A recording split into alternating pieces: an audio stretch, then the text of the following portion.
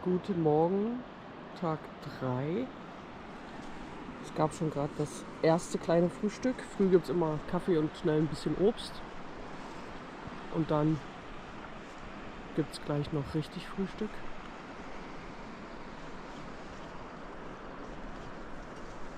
Wir haben es 5:30 Uhr. Ich werde jetzt mal mein Zeug so ein bisschen zusammenpacken und dann gibt es gleich Frühstück. Das war letzte Nacht mein Schlafplatz. Wir haben uns hier alle so ein bisschen verteilt. Rechts und links.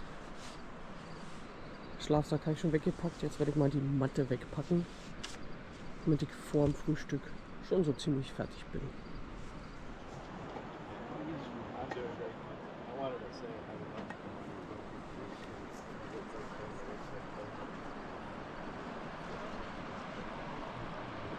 Heute ist ein bisschen bewölkt, dann wird es vielleicht nicht ganz so heiß.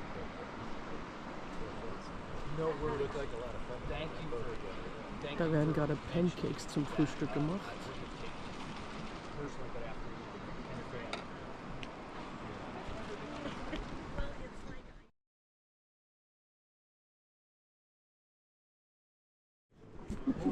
Would anyone else like to come check out a map? You don't have to. This is an optional lecture. Not all my lectures are optional. This is the best one of the week.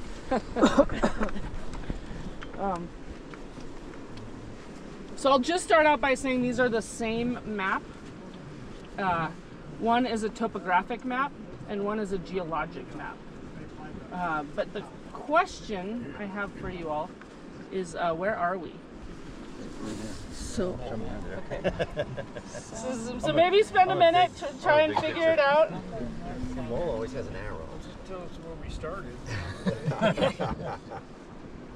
This is a pop quiz. We're here. Well, let's see. Okay, so we got some guesses.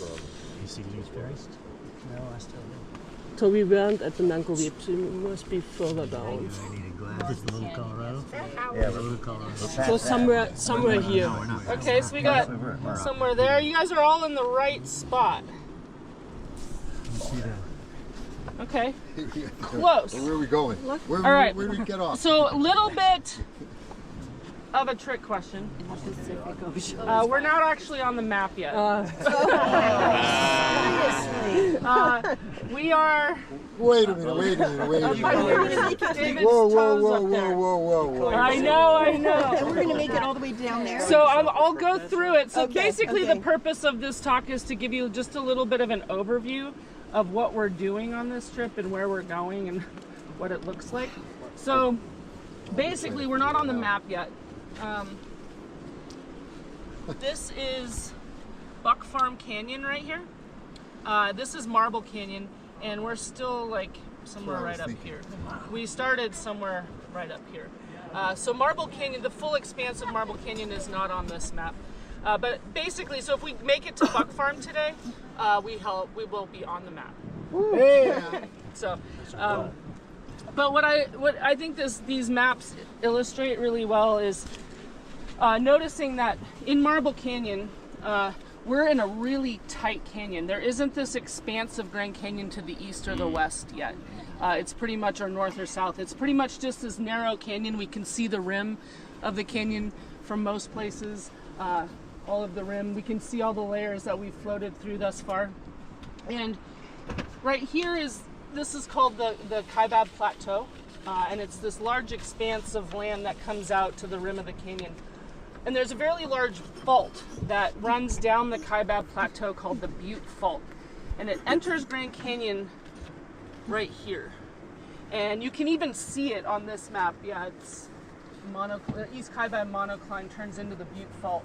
And the Butte Fault traverses or basically parallels us down the river corridor and then crosses right here. So comes down off the East Kaibab monocline. You can see it by these, just like it's kind of a darker brown line right here, and it parallels us until it crosses the river. The Butte Fault is responsible for the expansion of Grand Canyon to, this would be the west. And basically it comes down at Nankoweap. So when we get to Nankoweap, that's when the expansion of the north rim, it'll turn into the north rim, but the east rim or the west rim happens right there. It's still really narrow on the left side of the river, if you can see that, because the Butte Fault hasn't crossed the river here yet. So when we get to Nankoweap, Nankoweap is right here. When we get to Nankoweap, you can start looking up the side canyons and you'll start seeing pine trees and like higher elevation stuff on the right side of the river, which is really cool. And so we won't see the Butte Fault until just past the Little Colorado. The Little Colorado River comes in right here. How far do you think we'll go today, approximately? And today I'm hoping to get somewhere around Buck Farm Canyon, so just on the map. And so the Little Colorado comes in here, that's mile 61. And the Little Colorado signifies the end of Marble Canyon of the Colorado and the beginning of Grand Canyon of the Colorado. We're in Grand Canyon National Park, but in terms of like the canyons of the Colorado, so the Little Colorado signifies that change. And right here, the Butte Fault crosses the river, right here. And what do you notice in terms of the landscape? It starts getting wider. What? It starts getting wider. It starts getting wider on the south rim over here. This is the east rim that turns into the south rim. Another interesting thing to notice about this part of the canyon is what direction are we heading in for the most part? It's like Downstream. yeah, south. So we're heading north south for the most part in this part of the canyon, which right now it's a little bit cloudy, but this part of the canyon lends itself to some nice shadier afternoons and some shadier mornings, and the light is really nice. Right here we start to, after the Little Colorado comes in and the Butte Fault crosses the river, we start to make this really big turn around, and then we start heading east-west with even some places a little bit of north aspect, which is pretty wild for a canyon to be heading north. And the geology, I'll just mention a little bit of the geology, but so there are 9 major sedimentary layers that make up the upper strata of Grand Canyon. Do folks know what sedimentary layers? Yeah, so basically sedimentary layers are layers that are laid down by shallow seas, mud flats, sand events, seas, mud flats, sand events. So there are these really, nicely laid down horizontal layers that make some sense for the most part. And mostly sandstones, limestones, shales, mixes of some. The limestones are a little bit harder. The rim rock is the Kaibab limestone, and the Kaibab limestone started to rise right after we left Lee's Ferry. And that's the youngest of the Grand Canyon rock layers. It's about 250 million years old. And we go on down, and the oldest of the sedimentary rock layers is the Tapeats sandstone. And the Tapeats sandstone will make its appearance just above the Little Colorado, and just below it we're going to go through a cool little Tapeats sandstone gorge. And the Tapeats sandstone is about 550 million years old. So that's the span of rock time of the major 9 sedimentary layers that make up the upper strata of Grand Canyon. Sedimentary layers. Once that Butte Fault crosses the river, the world completely changes. It opens up into this place called Furnace Flats, and on this map you can see it a little better. This is the Tapeats Sandstone Gorge. Just you can see it's kind of narrow, right past the Little Colorado. And then here the colors indicate certain things, but you can just see that it opens way up in here. And it's an area called Furnace Flats, and that's where Grand Canyon, like, you really feel like you emerge into Grand Canyon. You see all these temples and buttes, and the rock layers change. They're called supergroup rocks. And the supergroup rocks are rocks that don't exist everywhere in Grand Canyon, only in certain places, in lenses. And Furnace Flats, this area right here, is one of those places where the supergroup rocks appear. Geologists don't exactly know why they're not everywhere, but they think it was some big erosional events that happened, so they kind of uplift. Most of Grand Canyon is created by uplift, not the river carving down, so the plateau uplifted. And so some erosional events happened where just some pieces of the supergroup were left. And those are some metamorphic rocks, some sandstones, limestones, and rocks that were shoved way down deep. They're about 1 billion years old. And then when we get to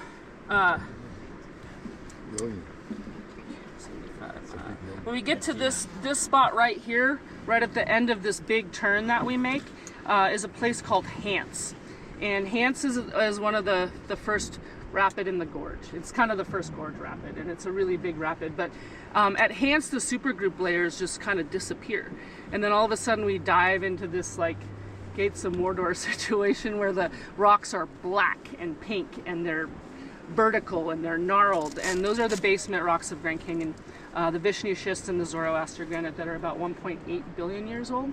And so all of a sudden you have the last of the major 9 sedimentary layers, the Tapete sandstone, sitting right on top of this like 1.8 billion year old rock. So there's a huge 1.2 million years of time missing between those two rock layers, and that's called the Great Unconformity of Grand Canyon. It's kind of mind-boggling, like I can't even quite wrap my brain around it. But when we're traveling through those basement rocks of Grand Canyon, some of the oldest exposed rocks in the world, not the oldest, there's some older ones in the Canadian Shield area and places like that, but some of the oldest exposed. When we're traveling through some of those basement rocks, what do you think happens to the white water in Grand Canyon? Bigger. It gets bigger.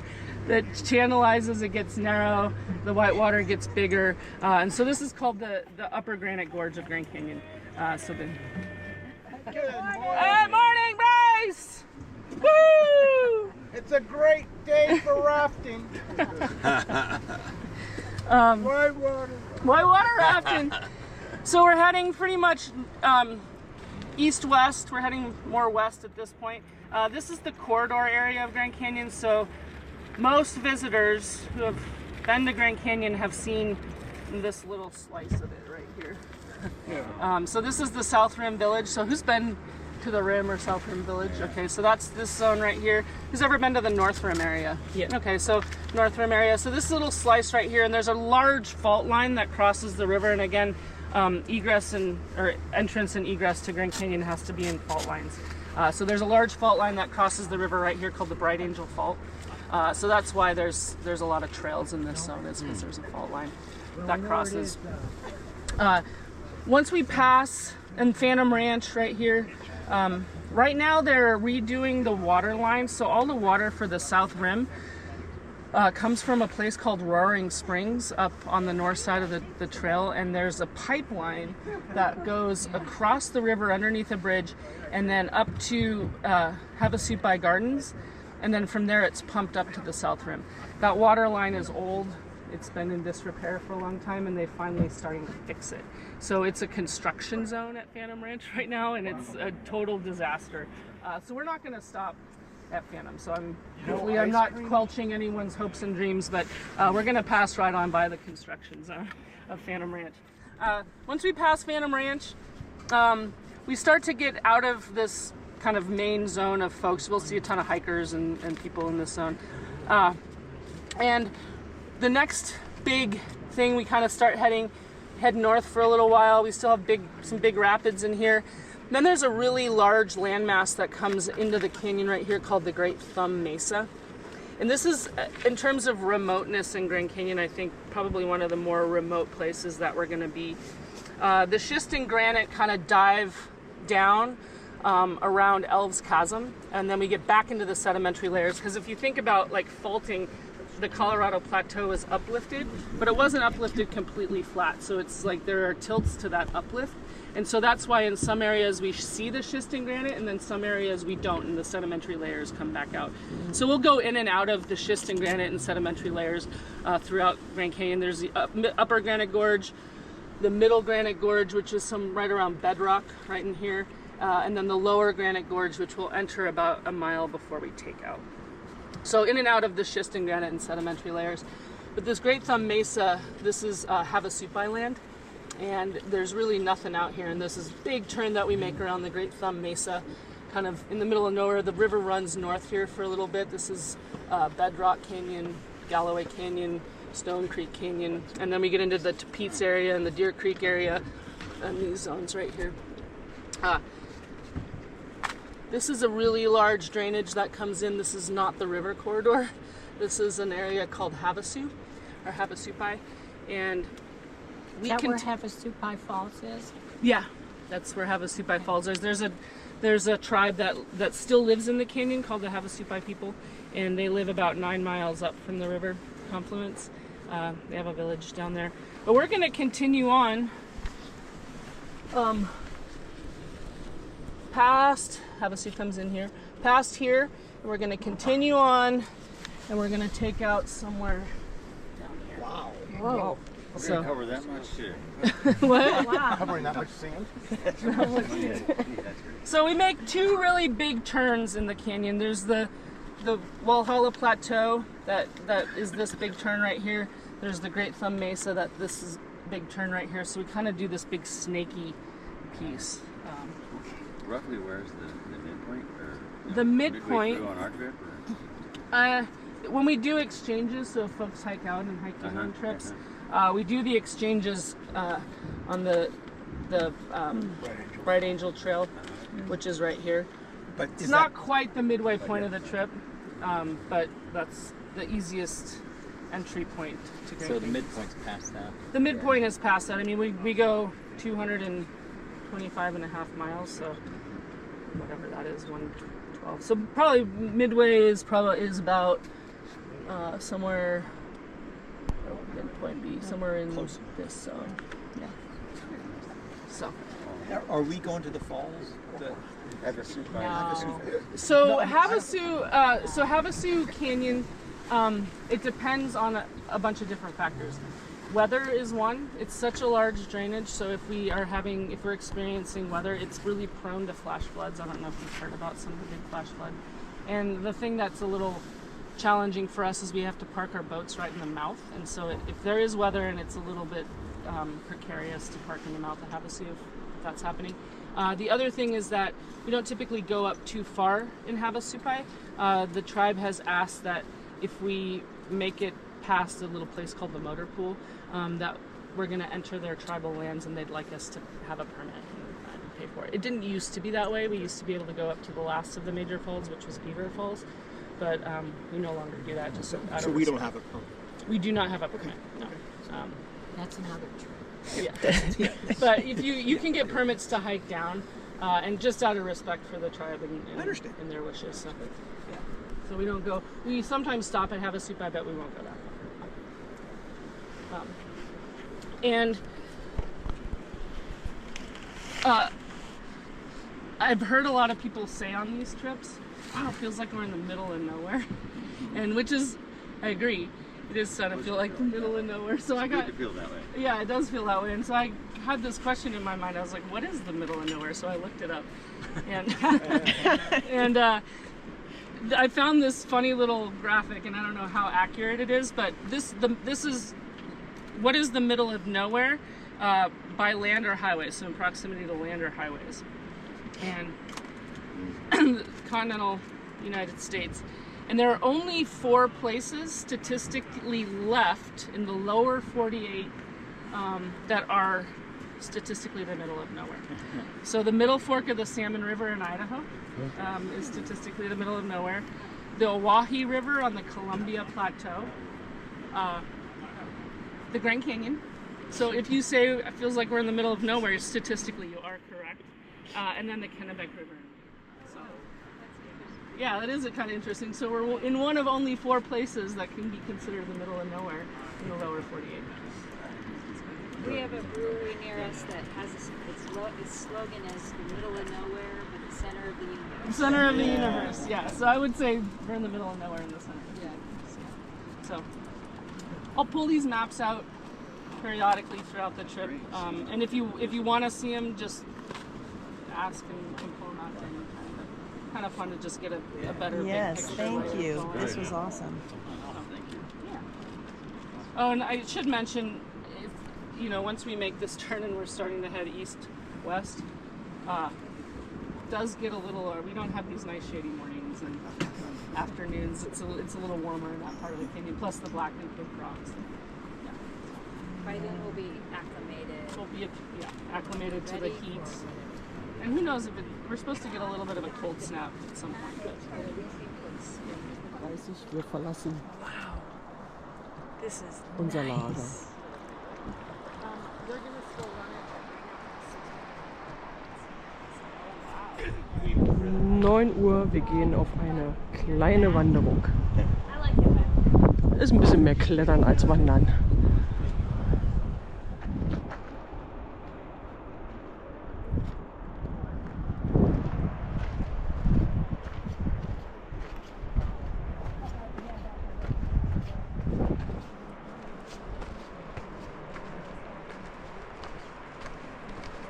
Wir sind am South Canyon.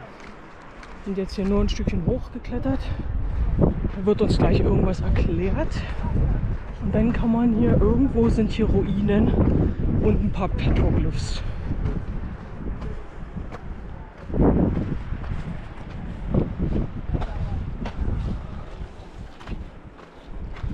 Wahrscheinlich sind da vorne schon die Petroglyphs.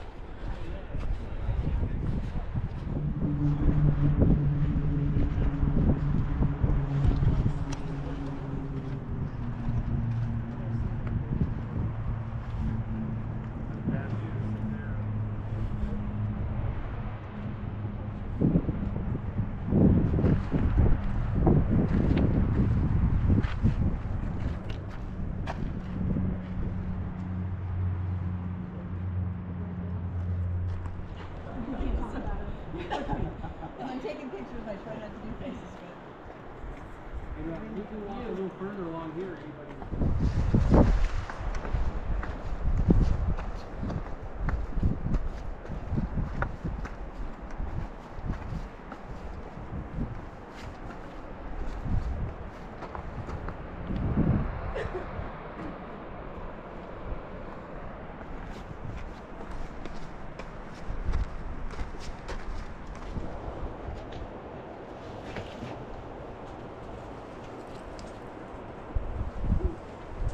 Jen, did you get? You saw the other dimension? Yes, I did. Portal. The portal? 2000 BC. Or 20 million BC. I just saw a Stegosaurus. Oh wow! Racing around over there.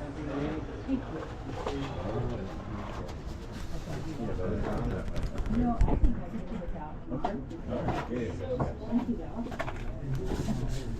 I'm gonna wait here till she Yes, comes down. absolutely. I think this is one wow. person, Yeah. if that. When you go down, give me the camera and I'll take a South Canyon. Are you gonna go in? Okay, because someone needs to take a picture. Durchkrabbeln. Actually, Katya's gonna take.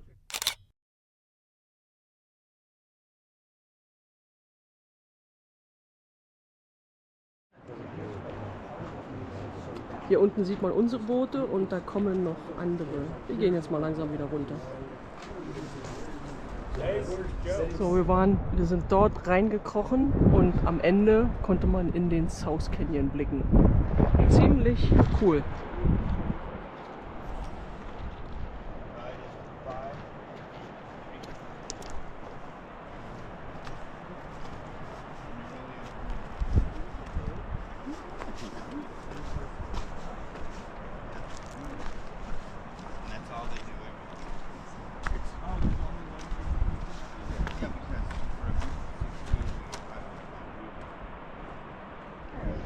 No, they didn't even notice them. They Stanton's didn't see Cave. them, and it wasn't till back at like later in the 50s, so 70 years later or something, that there were some trips coming through and people exploring caves a bit more. Man hat gerade gesehen, dass es geschlossen ist mit einem Found Tor. split twig figurines that were many thousands of years old. Oh, wow. And then also just some not even human artifacts, like they found that Harrington Mountain. Just gosh, really? Take that one with a grain, but Neben dem Vorsprung hier sieht man ein paar Anker, nenne ich es mal. Hier sind die mit dem Seil hoch und runter, weil hier sollte mal eine Gondel hin. Mit einer Zwischenstation hier oben und dann bis hoch zum Rimm. Unglaublich. Wow.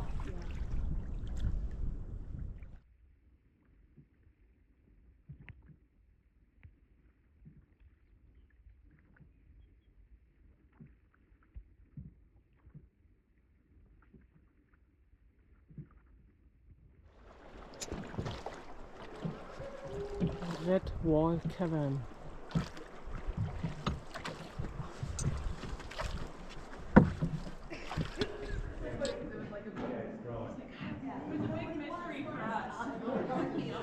It's like the fog.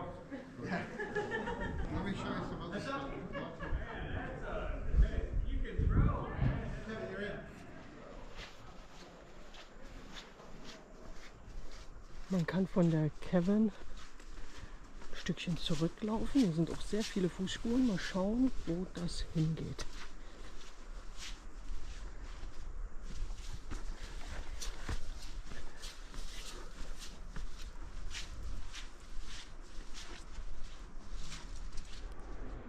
Hier vorne Redwall Cavern und man kann hier schön einmal langlaufen. Zu so einer kleinen vorgelagerten Insel. Und da vorne war die Insel mit den Bighorn Sheeps.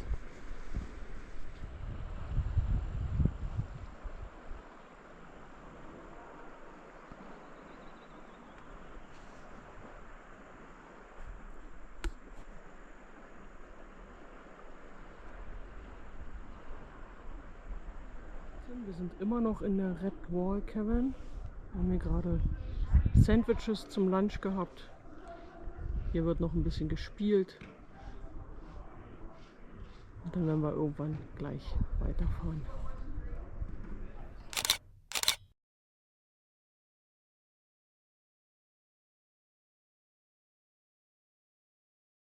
Might be a little stressful, especially during this time of day.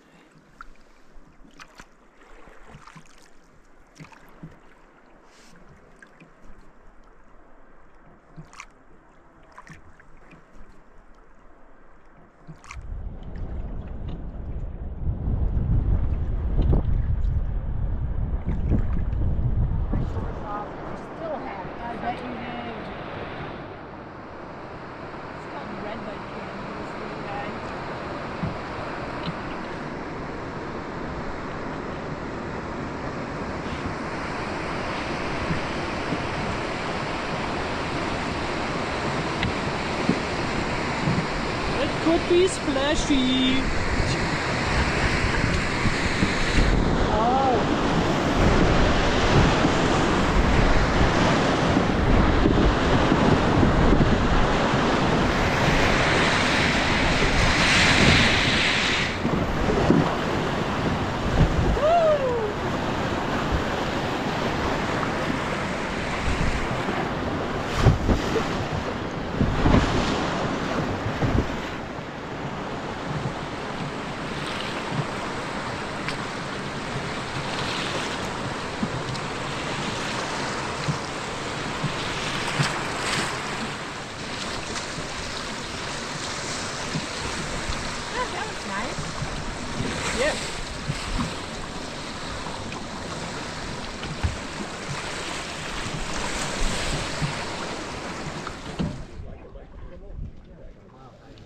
Hier ist ein A.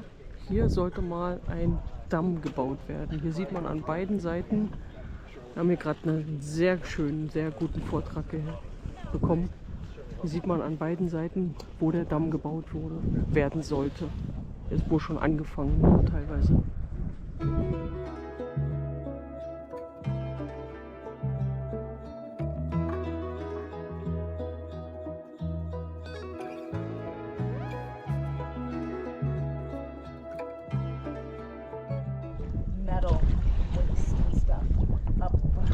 So, hier wurde auch gebohrt, da ist ein C.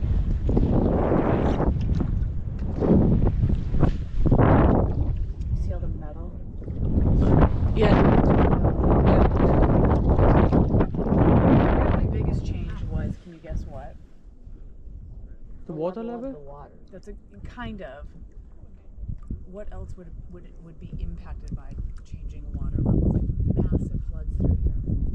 Plants. Yeah, exactly. The vegetation. So the biggest difference was there was more vegetation because the 1989 trip was predated. Ah, okay. So the vegetation was the main change. There's the letter D. That's a D.